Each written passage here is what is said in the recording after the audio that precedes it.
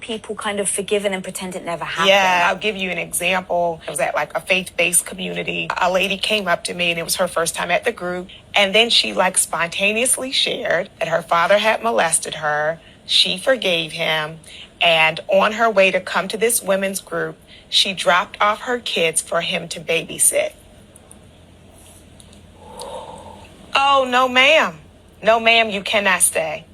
So what I'm going to need you to do is go get your kids. Oh, is that what you said? I sure did. We're not going to stay. I'm not participating in that. That you sat here while your kids are with this person. No, we're not doing that. That's a different understanding of forgiveness. I believe this is Judith Herman's quote. It is easy to side with offenders. All they require is your silence. Yeah, they'll be very appreciative of their silence to continue doing whatever they're doing. What we often as a society emphasize is forgiveness, and what we rarely emphasize is accountability. So there are all these messages of like what victims are supposed to do, or people have been violated or betrayed, like you're supposed to forgive and get over it.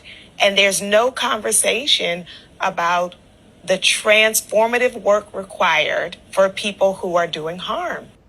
I love me some Dr. Tama. If you don't know who she is, you need to go follow her, look her up, listen to her podcast. She is a real one. Did you hear what she said about the only thing needed to side with the oppressor is silence?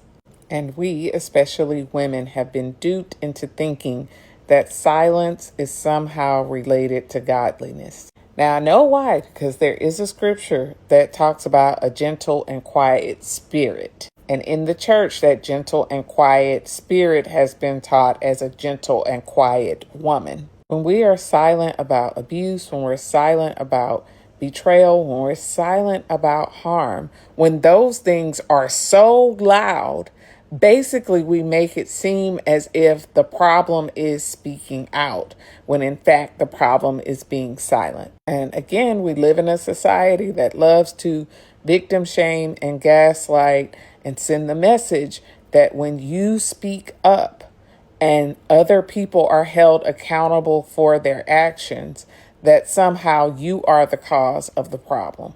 No, the problem is the harm. The solution is speaking out and holding them accountable. Anytime you hear a Black woman say, "No, ma'am," that is equivalent to hell no. And unfortunately, we find it easier to try to hold victims accountable for a problem they didn't create than actually holding people who cause harm accountable for problems that they do create.